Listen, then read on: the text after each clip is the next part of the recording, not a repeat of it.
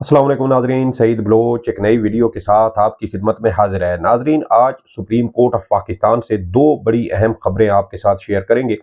पहली खबर तो है साबिक वजीर आला पंजाब चौधरी परवेज़ इलाही की अहलिया कैसरा इलाही की जानिब से एक दरख्वास्त सुप्रीम कोर्ट ऑफ पाकिस्तान में दायर की गई है। और इस दरख्वास्त में अब उन्होंने जो अपने हल्का इंतखाब में होने वाली धांधली है उसको सुप्रीम कोर्ट ऑफ पाकिस्तान के सामने ला कर रख दिया है। चीफ जस्टिस काजी फैज ईसा आम इंतखाबात में होने वाली धांधली के बावजूद आंखें बंद किए बैठे हैं। सुप्रीम कोर्ट अपनी आंखें बंद किए बैठी है। अवाम के बुनियादी इंसानी हकूक और बुनियादी हकूक की खिलाफ वर्जी हो रही है, आइन की खिलाफ वर्जी हो रही है, लेकिन उस पर हमारी अदालत उज़्मा मुकम्मल तौर पर खामोश थी। और बज़ाहिर ऐसा लग रहा था जैसे सुप्रीम कोर्ट इस धांधली वाले मामले में हाथ नहीं डालना चाहती, या कुछ ऐसा तासुर भी था जैसे पाकिस्तान की अदलिया ये जो एक नंगी धांधली हुई है उसमें कहीं ना कहीं किसी न किसी तरह से इसकी तहकीकात ना करवा कर इस जो एक खेल है इसका कहीं ना कहीं वो फरीक बन चुकी है। लेकिन अब ये मामला सुप्रीम कोर्ट पहुंच चुका है। इसके हवाले से जो तफसील है वो आपके साथ शेयर करेंगे। इसके अलावा आज सुप्रीम कोर्ट में साबिक वजीर आजम जुल्फकार अली भुट्टो की फांसी से मुतल्लिक जो केस था उसकी समाअत हुई। और आज केस में हमने देखा कि मौजूदा चीफ जस्टिस काजी फैज ईसा और मुस्तकबिल के चीफ जस्टिस मंसूर अली शाह साहब के दरमियान काफ़ी गर्मा गर्म बहस, तकरार और जुमलों का तबादला हुआ। कई मौके पर तो चीफ जस्टिस काजी फैज ईसा जस्टिस मंसूर अली शाह के सवालात का खुद जवाब देते रहे, और एक बार तो चीफ जस्टिस मंसूर अली शाह जिच होकर यहाँ तक कहने पर मजबूर हो गए कि इस अदालत में सबको इख्तलाफ का या राय देने का हक है। ये क्या मामला है, और क्या जस्टिस मंसूर अली शाह साहब किसी तरह से इस केस में चीफ जस्टिस काजी फैज ईसा के खिलाफ जा सकते हैं, इख्तलाफी नोट लिख सकते हैं, इसकी तफसीलात जो है वो आपके साथ शेयर करेंगे। आगाज करते हैं कैसरा इलाही की उस दरख्वास्त से। आपको पता है 8 फरवरी को धांधली के बाद सुप्रीम कोर्ट के पास ऐसा सुनहरी मौका था कि सुप्रीम कोर्ट बल्ले का इंतखाबी निशान जो छीना गया था पीटीआई से उसका मदावा कर सकती थी। बुनियादी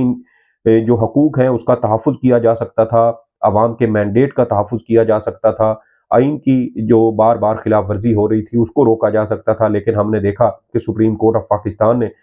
इस नंगी धांधली पर अपनी आंखें मुकम्मल तौर पर बंद कर ली। और बज़ाहिर ऐसा नजर आने लगा जैसे सुप्रीम कोर्ट ऑफ पाकिस्तान को मुल्क भर में होने वाली ये धांधली और अवाम का वो शोर गुस्सा वो शायद सुनाई या दिखाई ही नहीं दे रहा। और फिर यही चीज़ें हम बार बार इसके ऊपर मुख्तलिफ वीडियोज़ में हम बात भी करते रहे। लेकिन अब मामला ये है कि अब सुप्रीम कोर्ट जितना भी बचने की कोशिश करती, अब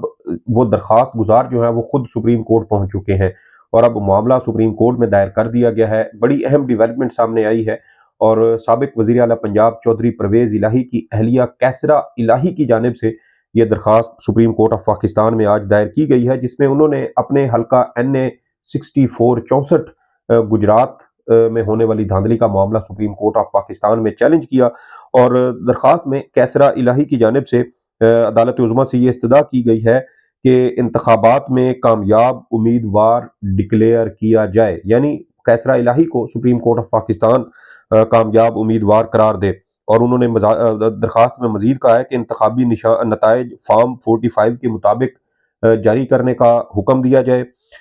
उन्होंने मजीद कहा कि कौमी असम्बली के हल्का NH 64 से कामयाब उम्मीदवार के नोटिफिकेशन को कलअदम करार दिया जाए। NH 64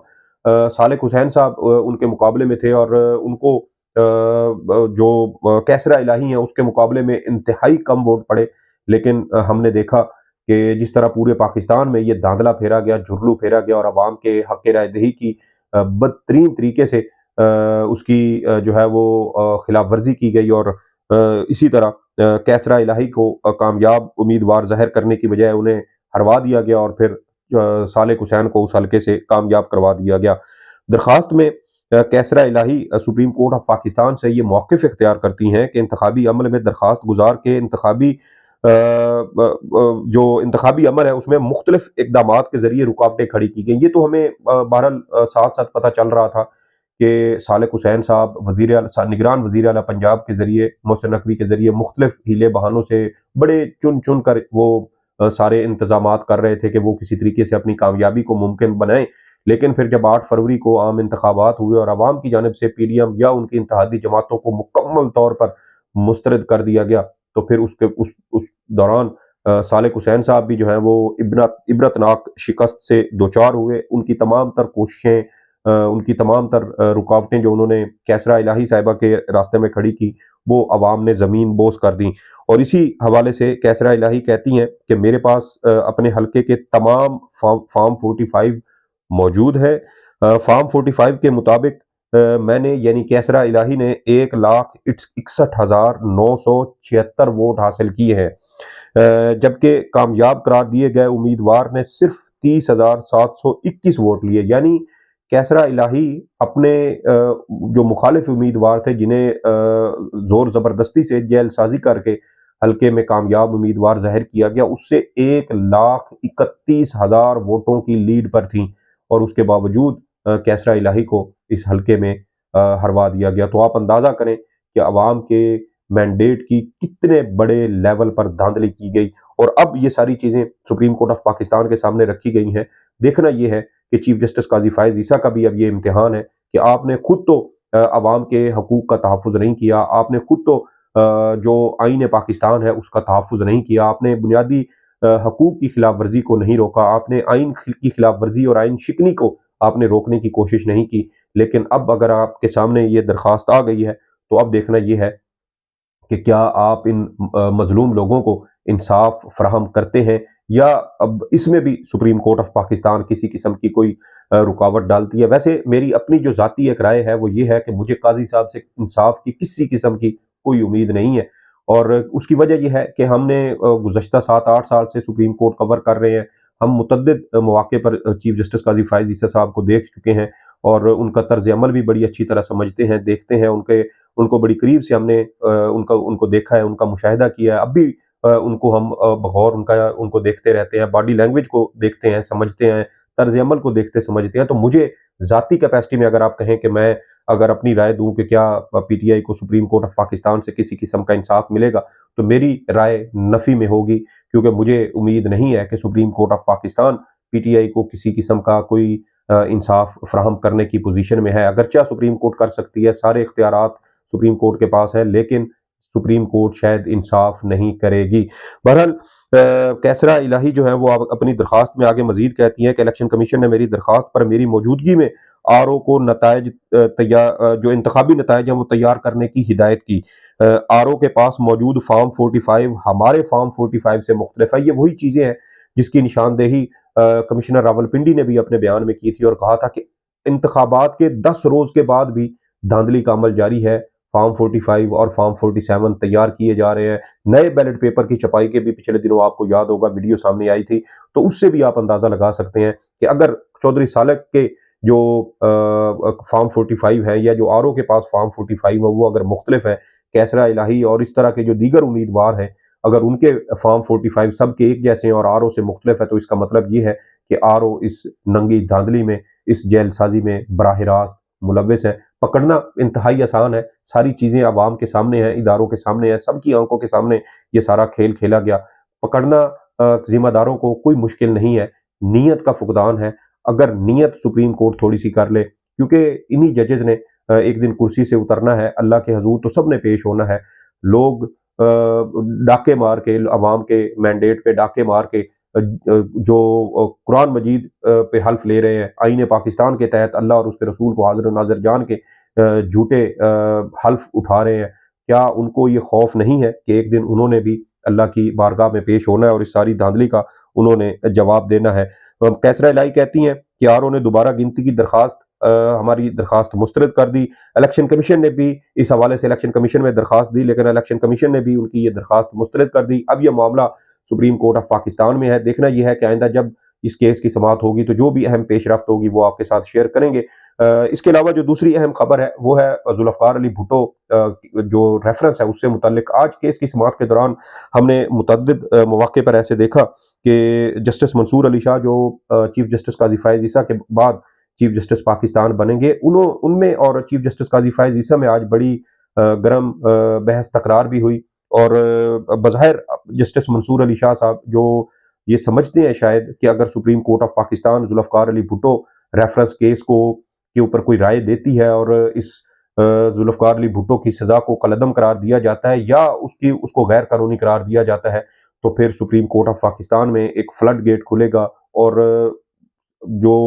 पहले से तयशुदा या हतमी हो चुके मुकदमात हैं, वो भी पलट कर दोबारा सुप्रीम कोर्ट ऑफ पाकिस्तान में आएंगे और मुकदमात का एक तरह से सैलाब उमड़ आएगा। तो यही चीज़ें आज भी केस की समाअत के दौरान जस्टिस सरदार तारिक मसूद, जस्टिस मंसूर अली शाह और किसी हद तक हमने जस्टिस याहिया अफरीदी को भी देखा कि वो इस हवाले से काफ़ी ज़्यादा मोहतात रवैया इख्तियार किए हुए थे। और जस्टिस मंसूर अली शाह साहब आज केस की समाअत के दौरान मुतअद्दिद बार ये कहते हुए पाए गए, उन्होंने ऑब्जर्वेशन दी कि जो रेफरेंसेस के अंदर यानी जो साबिक सदर आसिफ जरदारी ने जो जुल्फ़िकार भुट्टो रेफरेंस भेजा था, उसमें 5 सवालात जो हैं वो उठाए गए थे और कहा गया था कि इन सवालात के तहत जुल्फ़िकार अली भुट्टो के जो अदालती सज़ा है उसका जायज़ा लिया जाए। अब सुप्रीम कोर्ट ने उन्हीं 5 सवालात की डोमेन के अंदर रहना है, लेकिन आज भी जस्टिस मंसूर अली शाह बार-बार ये सवाल पूछते रहे कि ये जो सवाल है इसमें जो इनमें कानूनी सवाल क्या है जिसका सुप्रीम कोर्ट ऑफ पाकिस्तान को जवाब देना चाहिए या देना है, क्योंकि फैक्चुअल जो क्वेश्चंस हैं वो अलग होंगे, लीगल क्वेश्चन जो है वो अलग होंगे, तो फिर supreme court of Pakistan factual चीज़ों में तो जा नहीं सकती, क्योंकि उसके लिए फिर आपको पूरा जो ट्रायल था उसका जायज़ा लेना पड़ेगा, उसको देखना पड़ेगा, तमाम तर रिकॉर्ड को देखना पड़ेगा और एक बार जब सारा ये मामला हतमी हो चुका है तो सुप्रीम कोर्ट दोबारा उसको टेकअप नहीं कर सकती। तो जस्टिस मंसूर अली शाह साहब जो है वो बार बार ये सवाल करते रहे और जो वकील थे फारूक एच नाइक, वो इस हवाले से अदालत को कोई बहुत ज़्यादा तसल्ली बख्श जवाब नहीं दे सके। उन्होंने एक मौके पे जो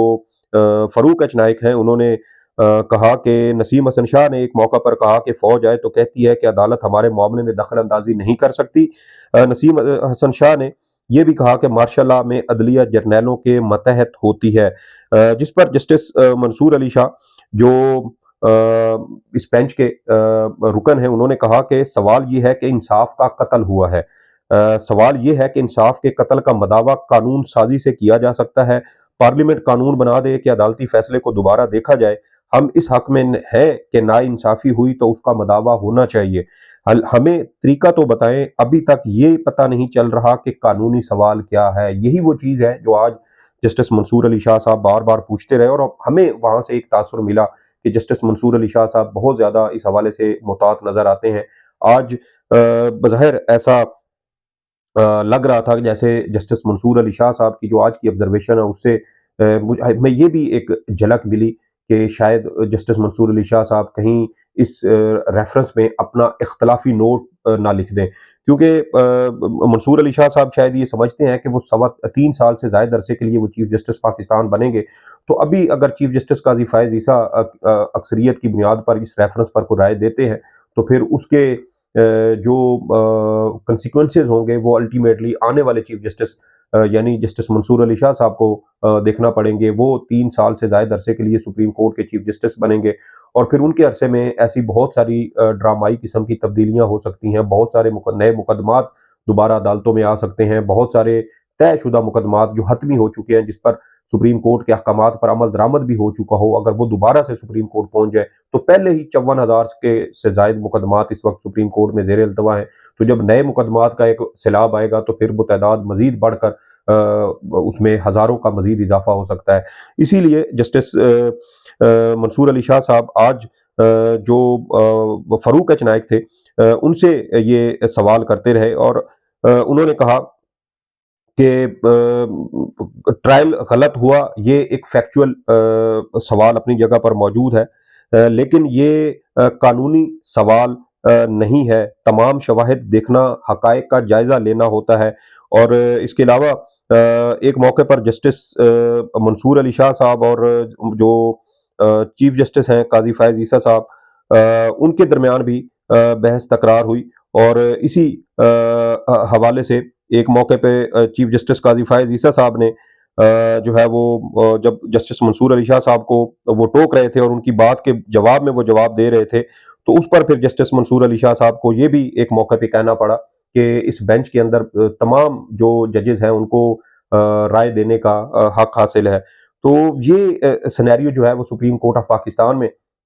بنتا رہا۔ جسٹس منصور علی شاہ صاحب بار بار یہ پوچھتے رہے کہ سپریم کورٹ ان 5 سوالات کی ڈومین سے باہر نہیں جا سکتی جو صدارتی ریفرنس میں اٹھائے گئے ہیں، اور جو سوالات صدارتی ریفرنس میں اٹھائے گئے ہیں اس میں قانونی سوال کیا ہے،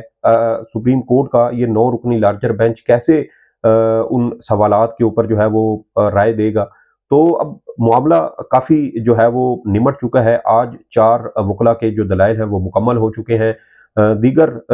جو کاروائی ہے وہ پیر کے روز اب مکمل ہونے کا امکان ہے۔ اگرچہ آج چیف جسٹس قاضی فائز عیسیٰ نے یہ ضرور کہا تھا کہ ہم اس کیس کو آج ہی مکمل کریں گے، لیکن ابھی احمد رضا قصوری صاحب ان کے دلائل جو ہیں وہ رہتے ہیں، وہ سب سے ایک سمجھے کہ ایک اہم فریق ہے اس میں۔ تو جب وہ دلائل دیں گے تو ہو سکتا ہے کہ 1 یا 2 روز وہ لے لے، یا یہ بھی ہو سکتا ہے کہ ایک میراتھن سماعت سپریم کورٹ پیر کے روز کرے اور پھر اس کے بعد اس کیس کے حوالے سے کوئی حتمی جو فیصلہ ہے یا جو رائے ہے وہ سپریم کورٹ آف پاکستان اب پیر کو جاری کر سکتی ہے۔ لیکن واضح طور پر آج ہم نے دیکھا کہ جسٹس منصور علی شاہ، جسٹس یحییٰ افریدی بھی مستقبل کے چیف جسٹس ہیں، اور وہ بھی یہ سمجھتے ہیں کہ اگر اس طرح نئے جو طے شدہ مقدمات ہیں، حتمی ہو چکے مقدمات ہیں، اگر ان کو ایک بار کھولا جاتا ہے تو پھر یہ فلڈ گیٹ کھلے گا، اور پھر یہ فلڈ گیٹ کھلے گا تو بہت سارے اور مقدمات سپریم کورٹ آف پاکستان میں آئیں گے، اور پھر بہت سارے وہ مقدمات بھی جو سیاسی نوعیت کے ہوں گے وہ بھی سپریم کورٹ میں آئیں گے۔ تو یہ ایک ایسی مشکل صورتحال ہے سپریم کورٹ کے لیے کہ اس کے اوپر اب رائے بھی دینی ہے، لیکن سپریم کورٹ کے پاس یہ بھی اختیار ہے کہ سپریم کورٹ اس کے اوپر کوئی رائے دیے بغیر یہ ریفرنس واپس کر دے، یا کیونکہ جب آرٹیکل 63A کی تشریح کے حوالے سے صدارتی ریفرنس سپریم کورٹ میں زیر سماعت تھا تو اس میں جسٹس یحییٰ افریدی نے جو اپنا نوٹ لکھا تھا اس میں انہوں نے جو صدارتی ریفرنس بھجوائے گئے اس حوالے سے انہوں نے پس منظر لکھا تھا اور کہا تھا کہ کئی مواقع پر سپریم کورٹ یہ کہہ چکی ہے کہ وہ صدارتی ریفرنس کے اوپر کوئی رائے نہیں دینا چاہتی۔ تو یہ سپریم کورٹ آف پاکستان کا اپنا اختیار ہے، لیکن چیف جسٹس قاضی فائز عیسیٰ اب جہاں تک جس حد تک آگے پہنچ چکے ہیں، میرا نہیں خیال کہ اب وہ اس پر کوئی رائے دیے بغیر اس ریفرنس کو واپس بھیجیں گے۔ اب پیر کے روز اس کا فیصلہ ہو جائے گا کہ سپریم کورٹ اس کے اوپر کیا رائے دیتی ہے۔ 3 سے 4 ایسے آپشنز ہیں جو سپریم کورٹ آف پاکستان کے سامنے آئے ہیں، اور ممکنہ طور پر سپریم کورٹ شاید انہی میں سے کوئی ایک راستہ جو ہے وہ اختیار کرے گی۔ عدالت کی تشکیل کو اس میں جو ہے وہ غیر قانونی قرار دیا جا سکتا ہے۔ فوجی آمر کے دوران جو فوجی آمریت تھی جس وقت یہ سزا سنائی گئی تو اس کو بھی ایک گراؤنڈ کے طور پر لیا جا سکتا ہے۔ تو مختلف ایسے آپشنز اس وقت عدالت کے سامنے ہیں۔ اب دیکھنا یہ ہے کہ جب پیر کے روز اس کیس کی سماعت مکمل ہوتی ہے تو سپریم کورٹ کیا فیصلہ دیتی ہے۔ اس وقت جو فیصلہ آئے گا اس کی تفصیلات اپڈیٹ آپ کے ساتھ شیئر کریں گے۔ اب تک کے لیے اتنے ہی۔ اس ویڈیو کے بارے میں آپ کی جو بھی آراء ہوں فیڈ بیک ضرور دیجیے گا۔ سعید بلوچ کو اجازت دیں۔ اللہ حافظ۔